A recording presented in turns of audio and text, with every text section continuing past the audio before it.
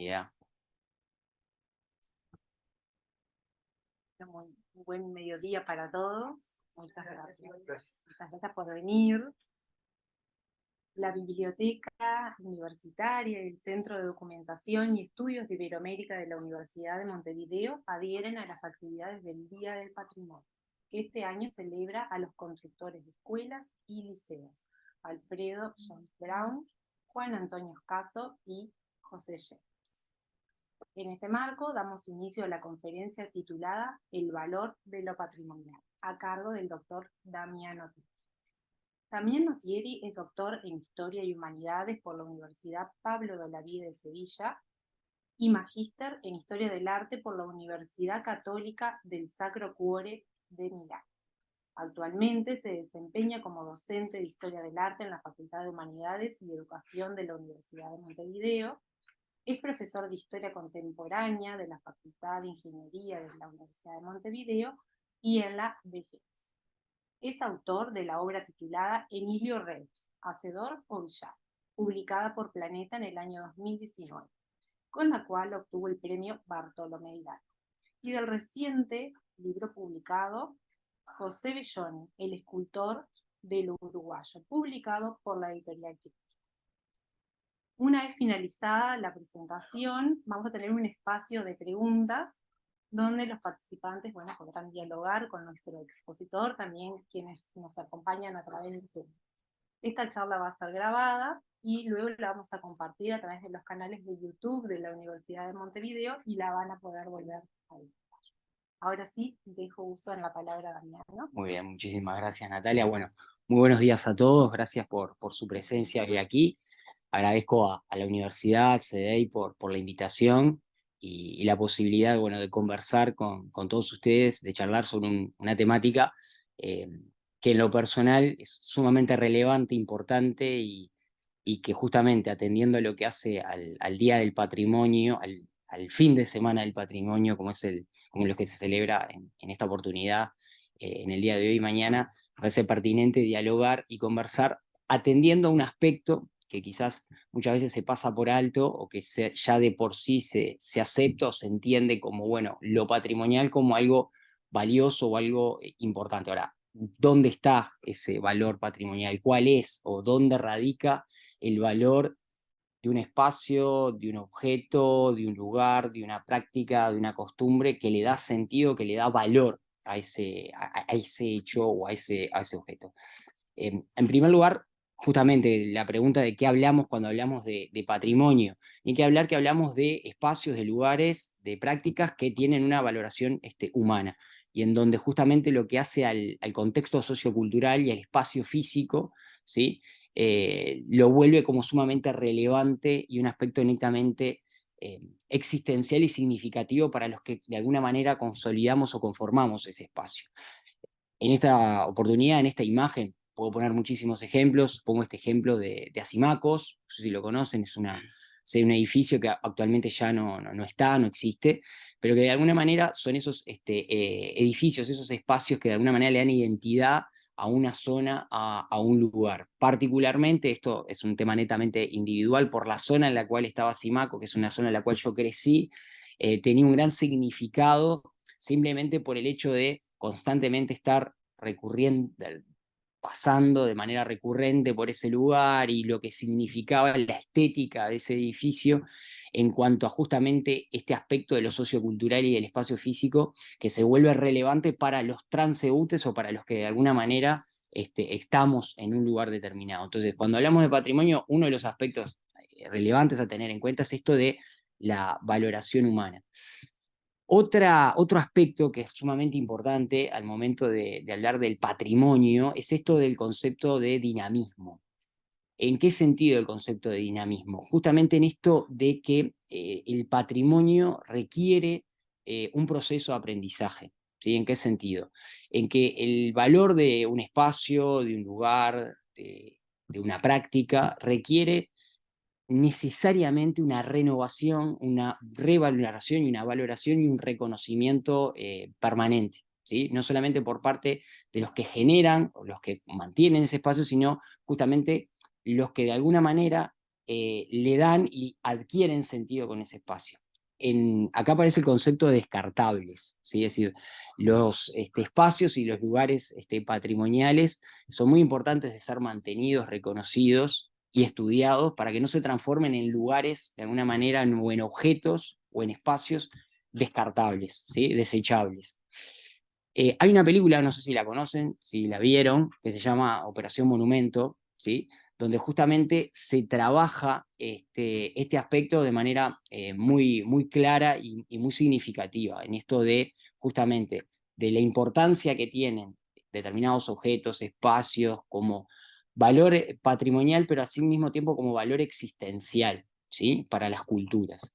Bueno, en el concepto de dinamismo, lo que trabaja la película tiene que ver con esto de justamente que si no hay por parte de quienes justamente le dan un sentido y esas obras patrimoniales, esos espacios, esas obras pictóricas como ese políptico de Dante, que adquiere un sentido relevante para esa comunidad, para ese grupo, que ahora vamos a hablar de los grupos de interés, es indudable que ese patrimonio pierde sentido y se transforma en desechable. Justamente esta película lo que trabaja, o esta película, sí, basada en hechos reales, trabaja lo que supuso el expolio de esas obras de arte por parte del régimen nazi y justamente el temor que existía de que esas obras patrimoniales tan importantes para, como dice el actor, en las bases de la cultura occidental desaparecieran y se perdieran, ¿sí? Entonces, esto del dinamismo, de lo patrimonial, el concepto de dinamismo es un aspecto muy importante y somos nosotros los que de alguna manera le damos sentido a esos espacios que tenemos que revalorizarlo y ponerlo en vigencia permanentemente.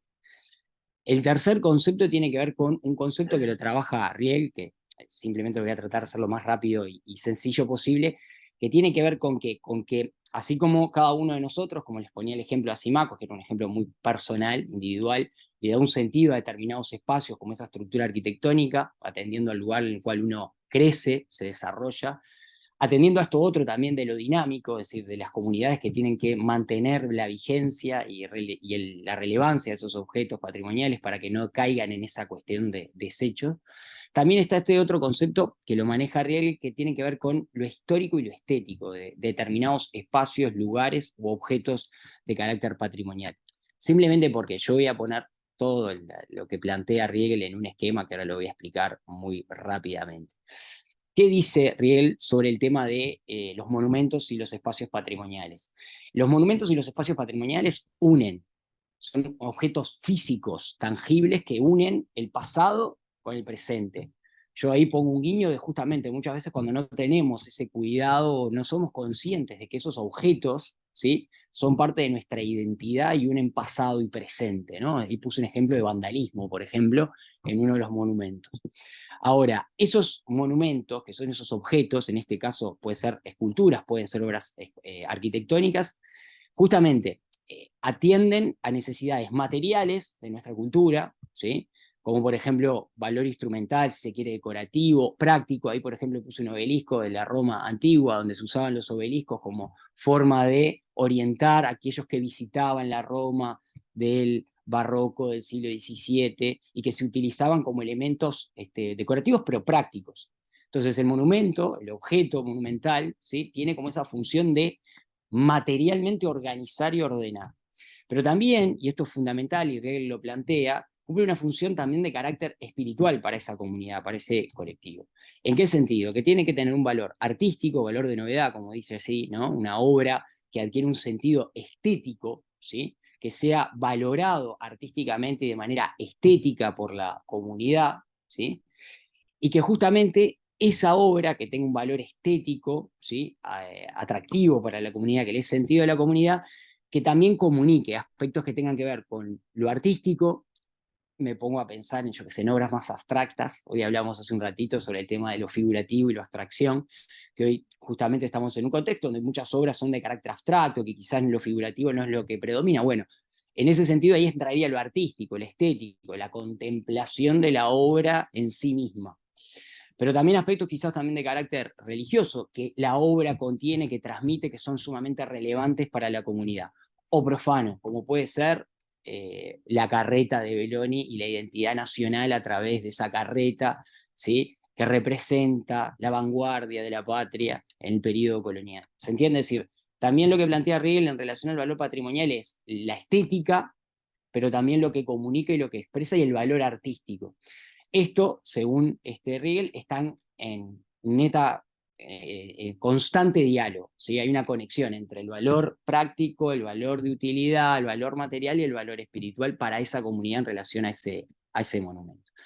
Y por último, ¿sí? De lo que hace el valor patrimonial, digamos, en su definición más básica, obviamente el papel que juegan los historiadores del arte, el papel que juega la academia, ¿no? En relación a, justamente, apreciar cómo determinados espacios o determinadas obras a lo largo del tiempo fueron revalorizadas, dejadas de lado, vueltas a colocar en el tapete, ¿sí? Olvidadas, retomadas, etcétera, etcétera. Y eso lo hace la historia del arte, lo hace la academia en relación al valor y al sentido que determinados espacios, determinados objetos, determinadas estructuras arquitectónicas, monumentos, son de alguna manera, juegan como una especie de aspecto cíclico, ¿sí?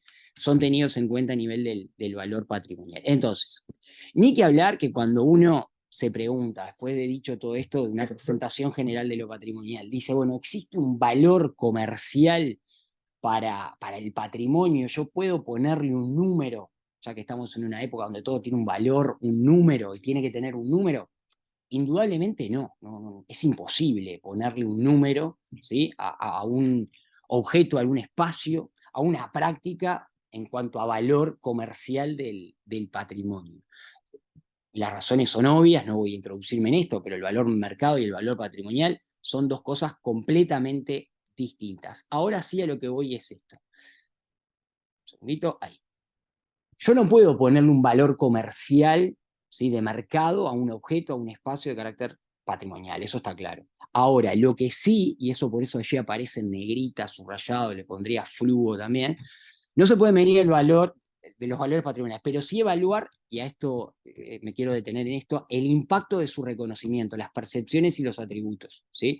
Los que les damos sentido, quienes les dan sentido patrimonial en base a todo esto que hablábamos recién, ¿no? Es decir, al dinamismo, a la referencia existencial, porque es un lugar que crecí, que tuve contacto desde muy pequeño, por el valor estético, por el mensaje que tiene, que puede ser religioso, profano, ¿sí? Todo esto, ¿quiénes le dan ese sentido? Los que de alguna manera, ¿sí? Vivimos, nos conectamos con esos espacios, esas prácticas o esos monumentos. Entonces, ni que hablar que el impacto de reconocimiento es lo que le da valor a un objeto, a un espacio patrimonial. Ni que hablar valor de identidad. Vuelvo al ejemplo inicial. Yo puse el ejemplo de Asimacos porque me crié en esa zona y Asimacos era el edificio que, de alguna manera, los que pasábamos allí por Avenida Italia, íbamos al campito del Casmo a jugar a la pelota, vivíamos y veíamos todo el tiempo y nos llamaba la atención, ¿no? Entonces, ese concepto del valor de identidad, como dice allí, asociación emotiva de individuos o de una comunidad, un objeto o un lugar. Los invito a pensar en espacios, cada uno de ustedes, los que están aquí presentes, los que están conectados, qué lugares, qué espacios generan esto de el valor de identidad. Ese valor se basa, como dicen, en un reconocimiento por parte de un grupo, ¿sí? Del individuo y del grupo. Ese es el primer aspecto. El segundo aspecto que le da valor a un objeto, a un espacio, es el valor, obviamente en conexión con lo anterior, histórico, artístico, técnico, histórico, ¿no? En este caso, bueno, las investigaciones de la academia sobre el valor estético, acá tomó Riegel, sobre si tal cual espacio arquitectónico, ahora que justamente, como bien presentaba Natalia, el Día del Patrimonio está referido, se refiere, se centra en las estructuras arquitectónicas con un fin educativo, ¿sí? Con un programa arquitectónico claramente definido, con un proyecto de país que pretende llevar adelante un programa educativo determinado. Porque uno dice, bueno, edificios arquitectónicos asociados a la educación, y dice, bueno, es un edificio, no. El programa arquitectónico, los invito a que profundicen en justamente lo que son las obras de estos tres arquitectos. El programa arquitectónico es un programa que está pensado para un plan específico pedagógico, ¿sí? Los espacios, los recorridos, las aberturas, los tamaños, los materiales, todo está pensado minuciosamente por esos técnicos, por esos arquitectos, para un plan educativo determinado. Por eso los invito a ahondar en esto. Entonces, en este segundo punto, justamente lo patrimonial tiene que ver con un estudio, se quiere, más técnico, más especializado sobre el valor artístico y técnico de una obra o de un espacio. Bueno, acá está el valor de rareza, ¿sí? Es decir, ahí dice, bueno, lo más antiguo, si se quiere, lo más raro, ¿sí? Esto también en investigación histórica tiene un peso muy importante, en determinados lugares que por su característica peculiar le dan un cierto tono, un cierto carácter de patrimonial, tanto sea por lo antiguo como por ese valor de rareza.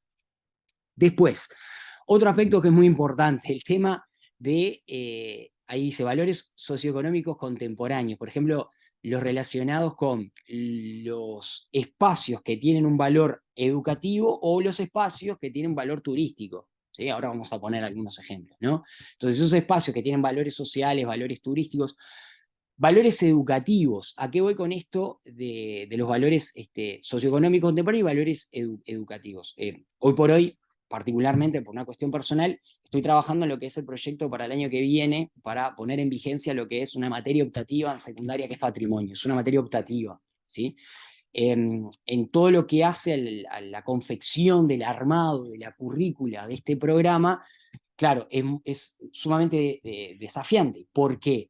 Porque si yo me baso en la lógica de lo que vengo conversando con ustedes hasta este punto, cuando uno tiene que armar un programa de un curso de patrimonio a nivel nacional, ni que hablar, que uno tiene que tener en cuenta las localidades, los centros educativos y la ubicación de esos centros educativos. ¿En qué sentido? Yo no puedo armar un programa que esté centrado, por ejemplo, en Montevideo.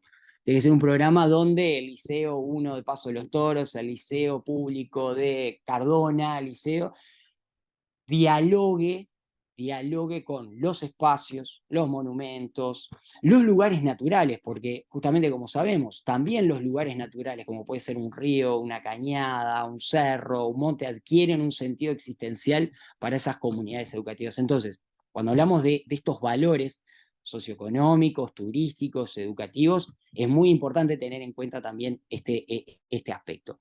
Y después lo otro también, el valor religioso, es decir, cuando una obra, lo veíamos en el ejemplo de la película, ¿no? Como ese políptico de Políptico de Dante, de Van Eyck, tan relevante, que los invito, si a alguno le interesa el tema, a estudiar la historia de esa obra, ¿sí? La trazabilidad, vida privada de esa obra que vivió circunstancias muy complejas a lo largo de su existencia, ¿sí? Donde se la quiso prender fuego, la quisieron romper, la quisieron eliminar, bueno. También cómo determinadas obras con un valor en cuanto a la expresión del espíritu religioso y lo que la comunidad siente a través de esa obra lleva también a una protección, a un cuidado y a un revalorizar permanentemente. En relación a esto voy a poner este ejemplo, ¿sí? El ejemplo de Achugarri. Quizá la conocen, quizás no la conocen, que es el de la piedad de Achugarri. Justamente, esta es una obra que lo que tiene de particular es que justamente fue una obra pensada en el año 82 por Pablo Echugarri, no para estar en el lugar donde está ahora. Y a esto me refiero con el sentido estético y lo que despierta en el espíritu religioso de quienes las contemplan. Esta obra estaba pensada para la catedral y para Lecco, para la iglesia de la localidad de Lecco en Italia, en la Lombardía. Cuando él la hace la obra, la envía y al poco tiempo la exponen y se la devuelven.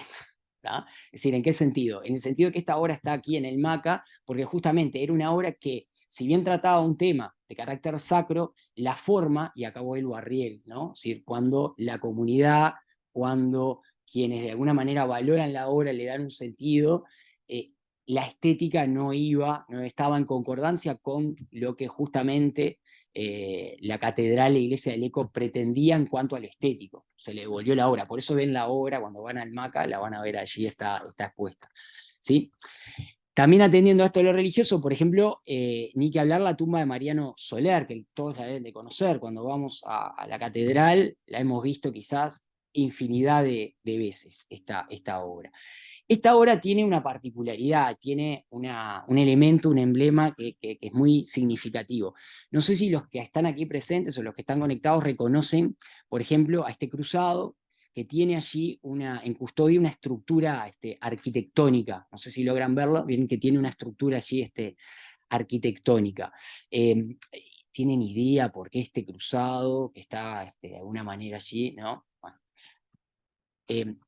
justamente para entender también cómo lo patrimonial, y en este caso lo estético, ¿sí? En relación a este elemento que aparece en el cruzado, es muy significativo. Este cruzado tiene allí, ¿sí?, una estructura arquitectónica. ¿Por qué? Porque Mariano Soler va a tener un papel muy importante, aunque no lo crean, hacia finales del siglo XIX, en lo que va a ser la creación de una estructura arquitectónica en Tierra Santa, el Hortus Conclusus, en el cual este espacio arquitectónico, que como lo ven allí, es ese espacio, en Belén, ¿sí?, en Tierra Santa, tal cual, ¿sí?, ese espacio que ustedes ven ahí, va a ser de alguna manera promovido, lo va a llevar a cabo, va, digamos, como dice allí, dirigido y orientado por Mariano Soler con un grupo de católicos tanto de Argentina como de Uruguay. Por eso esa obra presenta ese elemento que allí tiene, ¿sí? Bien. Esto del contraponer la obra de Zorrilla con la obra justamente de Pablo Echevarría es para ver también lo estético, también cómo juega en relación a quiénes son los que perciben o reciben la obra y el valor que le dan desde lo estético. Dicho todo esto, ahora hablando del valor patrimonial, ¿quiénes son los grupos de interés que de alguna manera le dan valor a las obras patrimoniales? Ahí dice personas y organizaciones. Yo voy a pasar esto bien rápido porque quiero ir justamente a los grupos de interés. ¿Quiénes son los grupos de interés que le dan valor patrimonial a un espacio? El público en general, ¿sí? Propietarios, constructores, gerentes, financieros. El público en general es el que le da valor a una obra. Los profesionales, los distintos profesionales que trabajan en el área de la historia, del arte, del patrimonio, son los que le dan también, son grupos de interés que le dan valor a un espacio, a un lugar, a una actividad. Y el otro aspecto también, los otros grupos que también son muy importantes, y ahora voy a poner ejemplos, que le dan valor patrimonial, que tienen un fuerte impacto en qué espacios, qué lugares, qué prácticas, son obviamente políticos, los grupos políticos y los legisladores, que también le dan valor de relevancia a un espacio o a una práctica. Dale. ¿Sí? ¿Cómo no? Público en general, profesionales, ¿sí?, que trabajan en patrimonio, restauradores, científicos, arquitectos, urbanistas, y obviamente los políticos y los legisladores. Como que vamos yendo, ¿sí?, de lo más macro a quiénes son los que de alguna manera le dan mayor preponderancia a determinados espacios, a determinadas prácticas. Bien, y acá voy a citar lo que se estableció por allá por el 2005, ¿sí?, en el convenio macro del Consejo de Europa sobre el valor patrimonial, la Convención de Faro, que definió el concepto de comunidad patrimonial, que son estos grupos de interés, ¿no? La comunidad patrimonial está conformada por estos grupos de interés. Personas, grupos de interés, que valoran aspectos específicos del patrimonio cultural que desean, en el marco de la acción pública, mantener y transmitir a las generaciones futuras. Es decir, la comunidad patrimonial está basada por estos grupos de interés. Estos grupos de interés tienen un peso muy importante, ¿sí?, a la hora de, digamos, mantener, proteger y revalorizar y transmitir a las generaciones futuras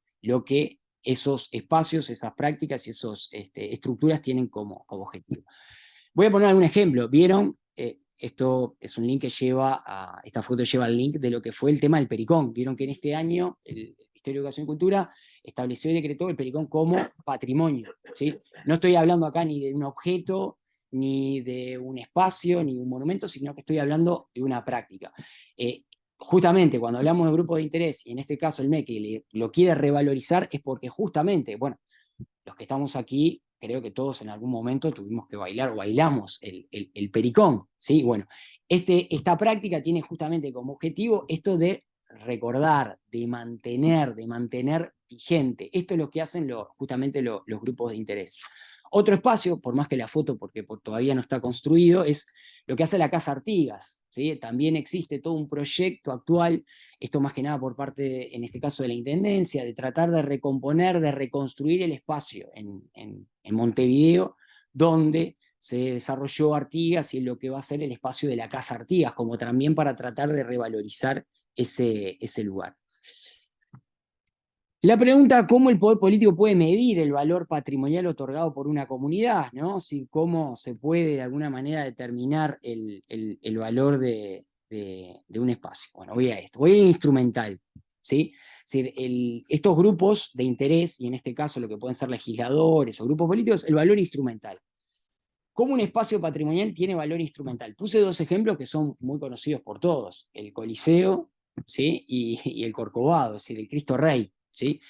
Es decir, los grupos obviamente de interés le van a dar valor justamente a qué espacios, a espacios que tienen valor instrumental. Obviamente, ¿cuál es el valor instrumental que tienen estos espacios más allá de lo patrimonial? En este caso, lo que hace a lo turístico, ¿sí? A lo turístico, ¿sí? Como dice ahí, beneficios que las personas obtienen al utilizar ese recurso, ¿no?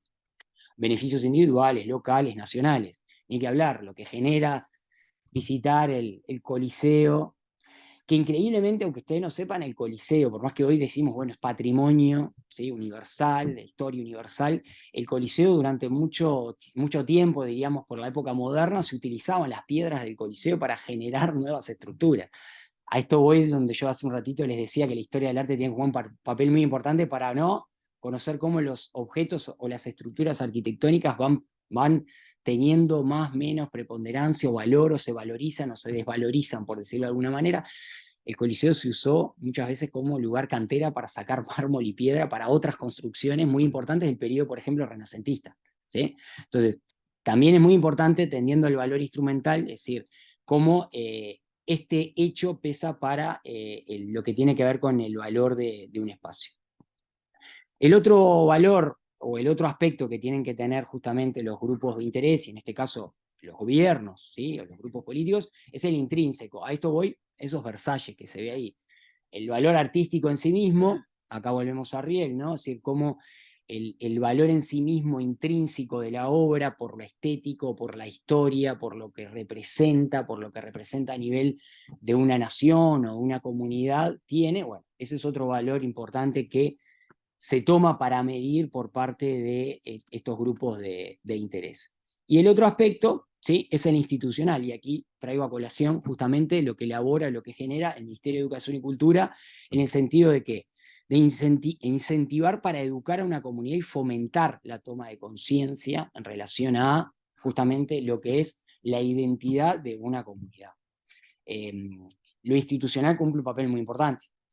No es casual que nosotros tengamos esto del Día del Patrimonio ya instalado, les diría, hace ya unos cuantos años, en este sentido de que desde la institucionalidad tratar de justamente recordar, entender, conocer, porque muchas veces también no valoramos, ¿sí? O no cuidamos o consideramos descartable porque no conocemos, ¿sí? O porque no sabemos.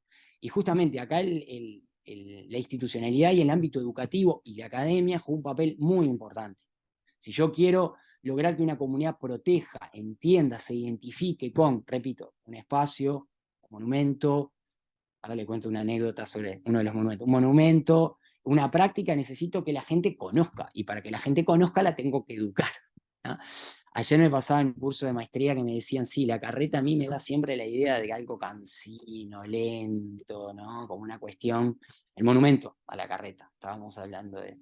Y claro, justamente la tarea que le quedó a esta estudiante, bueno, pero tú te detuviste en algún momento, ¿sí? A ver la estructura, a ver el monumento. Bueno, no, paso cada tanto por ahí. Y me da la idea de lentitud, y bueno, la miro así rápido. Una de las cosas que nos caracteriza en este mundo tan rápido, de tanta vorágine, es que no observamos, sino que miramos, ¿sí? Que no nos detenemos a observar, por ejemplo, en este caso, bueno, un monumento. O que, por ejemplo, no ingresamos a un espacio arquitectónico que tiene mucho para transmitirnos desde lo espacial. Simplemente miramos la fachada, bueno, sí, está viejo, está descuidado, bueno, qué valor tiene. Entonces, una de las cosas, y por eso me quiero detener mucho en esto de lo institucional como un elemento importante para darle valor a lo patrimonial, es que estos días del patrimonio llevan a que la gente que haga, salga, se motive. Por suerte, gracias a Dios, es un día precioso, esperemos que mañana esté igual, para que la gente salga y recorra y conozca. Bueno, como sé que ustedes van a seguir recorriendo, la idea es que, y la invitación es que cuando ustedes se detengan ante un monumento, una estructura arquitectónica, un centro cultural, un espacio urbano, entiendan que todos esos elementos patrimoniales están tratando de comunicar algo, así como decía Riel, ¿no? Es decir, están ahí por una cuestión material, práctica, si quieren, ¿no? Porque en su momento fueron colocados o para embellecer, o como una parte del ordenamiento urbanístico, etcétera, etcétera, o por una función práctica de un edificio arquitectónico, X, ¿sí? Ok. Ahora, más allá de eso, Lo que tenemos que hacer es entender y intentar de descubrir, deteniéndonos a observar o preguntando, por eso insisto en el valor de estas jornadas del patrimonio, en acercarnos a quiénes son los que están allí presentes. Bueno, ¿por qué está esto acá? O este edificio, ¿por qué tiene este espacio? Esta escuela, ¿sí? Ahora que el lanzamiento era hoy en la escuela experimental, que no es casual que haya sido en la escuela experimental, ¿sí? Porque esa escuela experimental tiene toda, más allá de lo estético, de escaso, del Art Deco, etcétera, etcétera, tiene toda una estructura espacial y un ordenamiento interno como programa edilicio educativo que hay que recorrerlo, hay que vivirlo, hay que entrar a ese lugar, ¿sí? Entonces, justamente, el tema de conocer, saber, entender, por eso puse estos ejemplos de, por ejemplo, si conocían lo de la piedad de Achugarri, por qué estaba ahí, no está en otro lado, o por ejemplo, descubrir, y cuando uno va a la iglesia matriz, ¿no? A la catedral, decir, bueno, ese monumento, ¿por qué están estos cuatro alegorías? ¿Qué me están comunicando? ¿Qué quieren comunicar estas cuatro alegorías? ¿No? Es decir, porque a partir de que yo entiendo y conozco, valoro y me identifico, ¿se entiende? Entonces ahí sí, conozco, protejo, difundo, me siento partícipe ¿sí?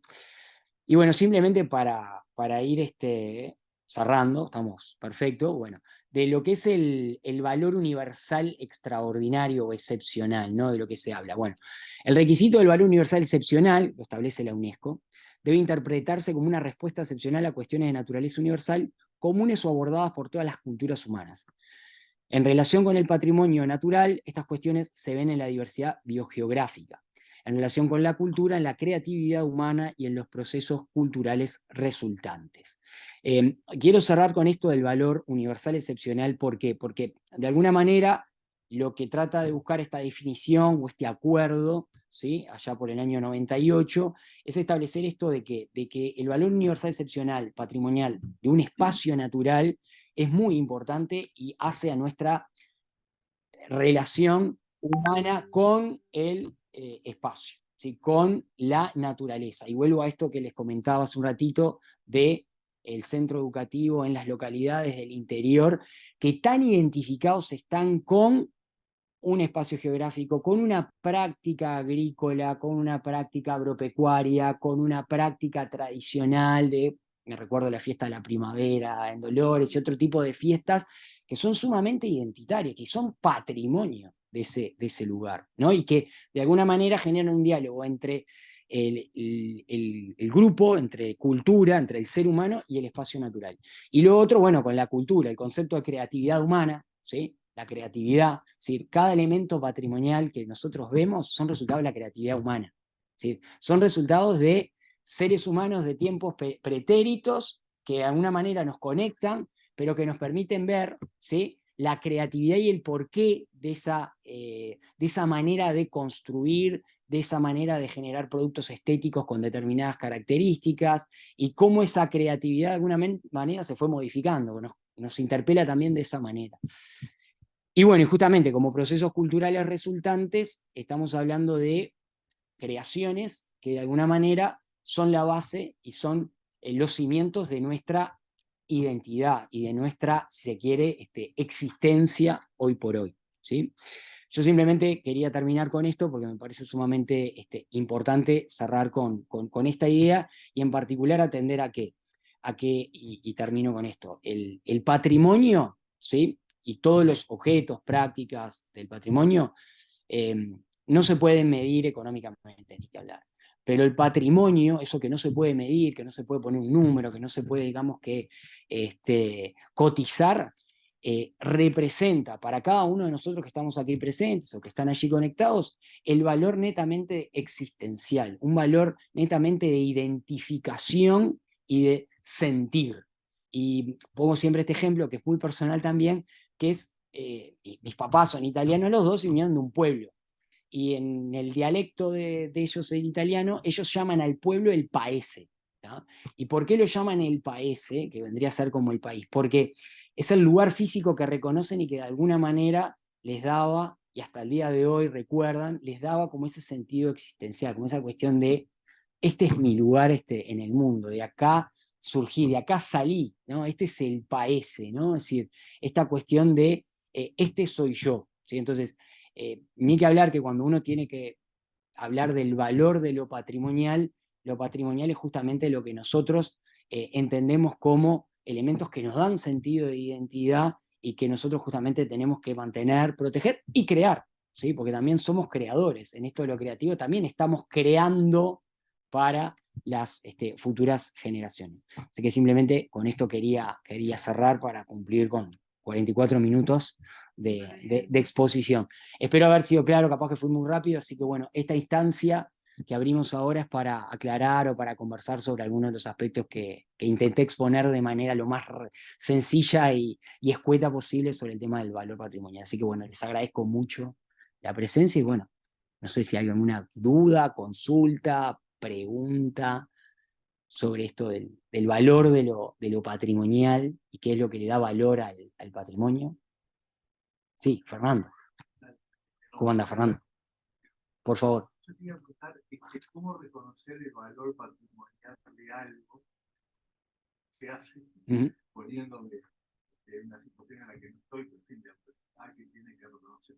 ¿Cómo reconocer ese valor si es una cosa, es decir, tú hablaste de elementos objetivos, pero parece que puede tener también algo de subjetivo en definitiva. Bueno, pero ¿cómo acertar, digamos, en este reconocimiento? Es decir, ¿qué hacer para que, bueno, para que algo, que puede ser un espacio, que puede ser una función, que puede ser una pintura, puede ser una pintura, se preserve, y otras que quizás no, o se depositada en un lugar del museo y no se exponga, o una construcción, se puede decir, bueno, esto puede ser eliminado, o esto no. Es decir,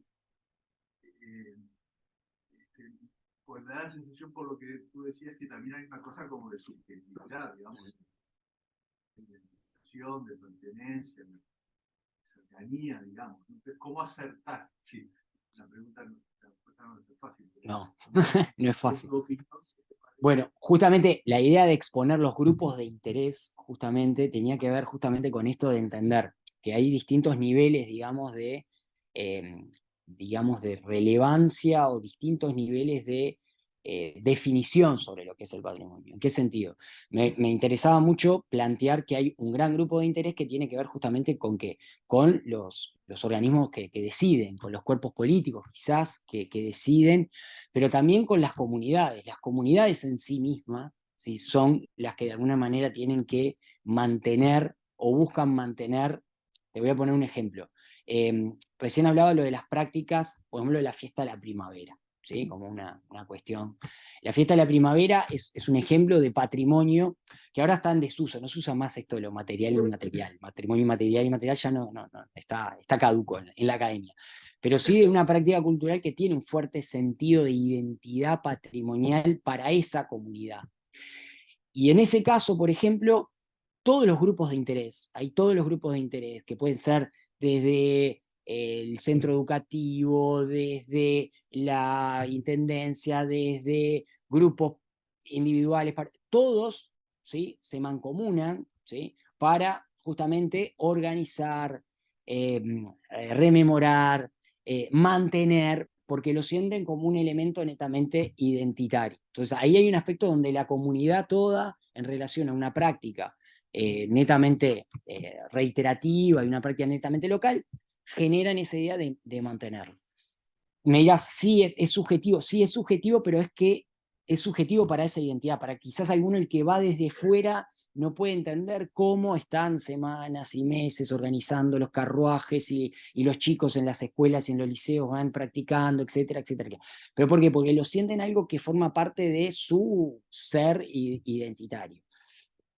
Vuelvo al ejemplo del Pericón. El ejemplo del Pericón me parece uno de los ejemplos en lo cual hay ahí por parte de una autoridad, ¿sí?, como es el Ministerio de Educación y Cultura, hace, bueno, pero acá tenemos una práctica que ancestral, una práctica que desde siglos, años venimos realizando, que tiene un sentido justamente de qué, de mantener viva una identidad nacional, ¿sí?, uruguaya, ¿sí?, vigente en las futuras generaciones. Y ahí obviamente hay una decisión por parte de ese organismo de decir, bueno, lo decretamos, lo protegemos, lo difundimos. Entonces, más allá de eso de lo subjetivo, los grupos de interés, de alguna manera, juegan un papel muy importante dentro de la comunidad patrimonial, por decirlo de alguna manera. Por eso me parece muy importante, y vuelvo a esta jornada, estas 2 jornadas, este fin de semana, de alguna manera, marca o es una respuesta quizás a lo que tú planteás, ¿sí?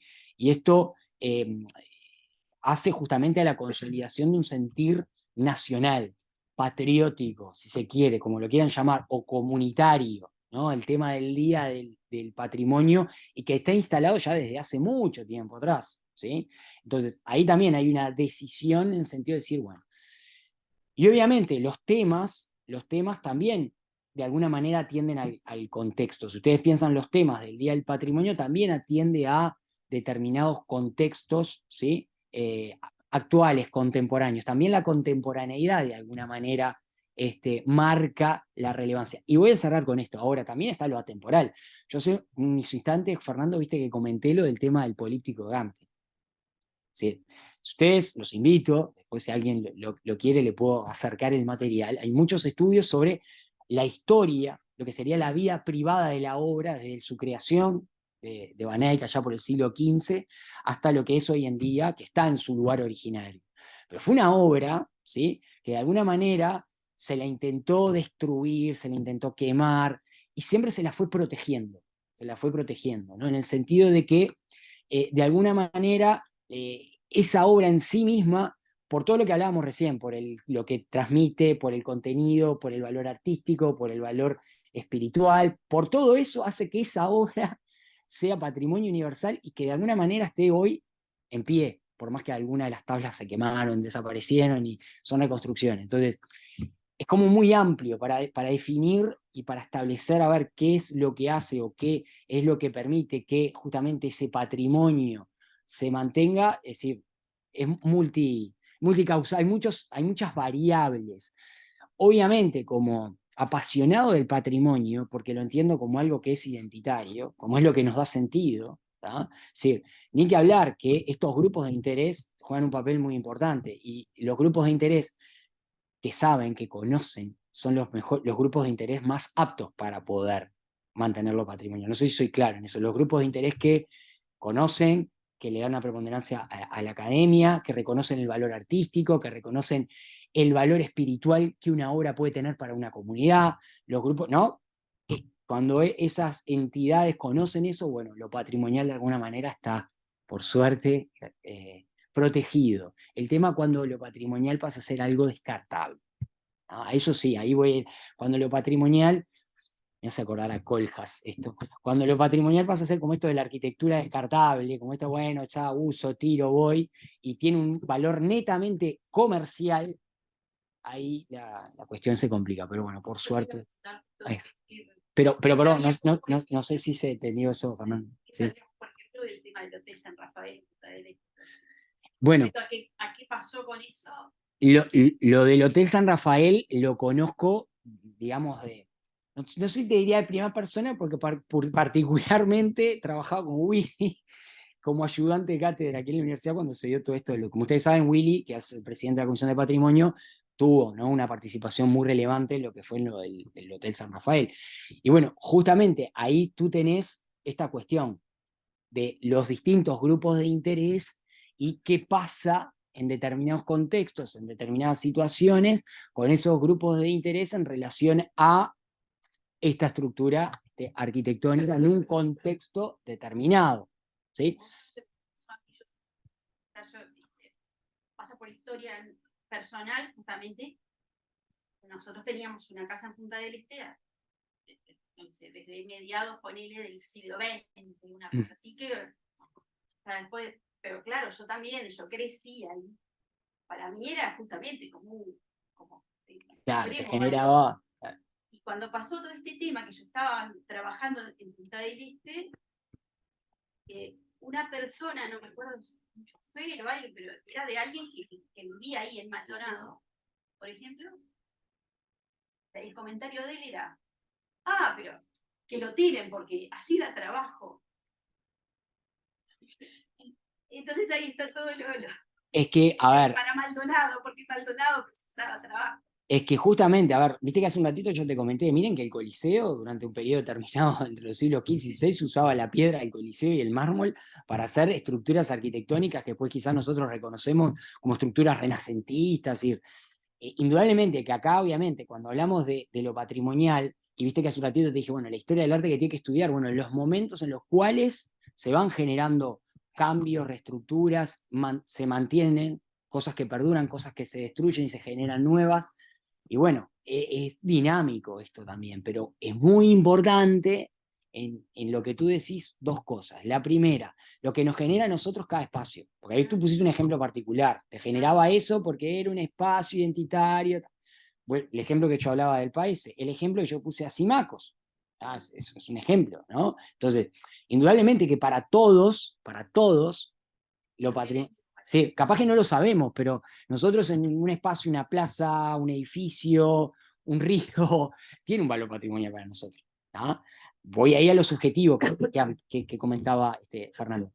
Pero también ahí están las entidades, están las organizaciones, están los gobiernos, ¿no? Los responsables de alguna manera también y atendiendo a la comunidad y al sentido que le dan las comunidades, no tienen que hacer oídos sordos, y también a los estudios y a los valores estéticos y a conocer lo que estudia y el valor que le da la academia a determinada obra, a determinada estructura, bueno, establecer como una valoración en relación a tal o cual, en este caso, edificio. Tú me preguntabas en particular, sí, bueno, en aquel momento William presentó la carta, que bueno, que tenían valor por esto, hizo toda una fundamentación, y bueno, está. Pasó lo mismo también con Asimancos, pero así también tenés otros espacios que por suerte, y que hoy por hoy la Comisión de Patrimonio también como que revaloriza, busca mantener, busca proteger, porque justamente tienen a lo que hace a la comunidad nacional, a lo que hace al sentir uruguayo, un valor relevante. ¿sí? A ninguno de nosotros se nos va a ocurrir ir, no sé, a no ser que uno esté medio, a romper o tirarle pintura, no sé, el juramento de los 33 orientales de Blanes, o no sé. Es decir, son obras que de alguna manera tienen, ¿sí? Y están enraizadas en nuestra identidad. No quiero seguir porque puedo seguir poniendo ejemplos, con el Estadio Centenario, que fue famoso, se armó toda una... O por lo que ocurrió ahora, con ejemplo, en el Palacio Legislativo, que hay como una discusión a ver, no tirarlo abajo ni nada, pero como dejar de utilizarlo y usar... Porque también está eso, también hay una cuestión de dinamismo ahí. Quizá dentro de 30, 40, 50 años ese Palacio Legislativo sigue y funciona quizás como espacio cultural. Pongo otro ejemplo, que si no lo deben de conocer todos, pero si no vayan, es la sede central del Banco de la República Federal del Uruguay. Es un espacio espectacular. Es decir, es un espacio que por suerte se mantiene, está en vigencia, y es un espacio que muestra, es entrar al pasado, entrar a un lugar espacial donde el mármol, el tamaño, los ventanales, es como entrar al mundo antiguo, a un edificio del mundo antiguo, sacando las distancias, por favor, ¿sí? En pleno Montevideo, ¿no? Un edificio neoclásico de un gran valor, y que se mantiene, y que está en vigencia, ¿sí? Y que tiene, ¿no? Un reconocimiento por lo que significa. Entonces, viste que tenemos como esas luces y sombras, pero bueno, pasa. Dale. Patrimonio, especialmente el edificio, sí. tiene que tener también una contrapartida del Estado en cuanto a cómo se mantiene. Porque muchas veces se define como patrimonial y se le aplican determinadas reglas al usuario o al dueño, se bien. Lo sé. Y esa persona no la puede mantener, entonces, ¿qué hace? Lo deja deteriorarse hasta que pierde ese valor patrimonial y termina destruyéndose. Exacto, sí, pasa. Me traes a la mente lo que son las casas de Carrasco, las que son patrimonio histórico, arquitectónico, que justamente pasa eso. En diálogo muchas veces con algunos de los propietarios me decían, sí, no, es como muy complejo lograr de alguna manera mantenerlas, por decirlo de alguna forma, pero sí, obviamente que ahí forman parte de políticas, de mantenimiento de determinadas áreas. Por eso me interesaba mucho compartir con ustedes los grupos de interés y que hay un diálogo de los grupos de interés en un contexto, en un momento determinado, en donde los organismos deciditorios tienen un papel importante. Y vuelvo a reivindicar lo de los días del patrimonio, lo de estas 2 jornadas para recorrer, para conocer, para aprender, el valor fundamental que tiene la academia al momento de investigar, divulgar, dar a conocer, así que la gente entienda, que conozca, ¿sí?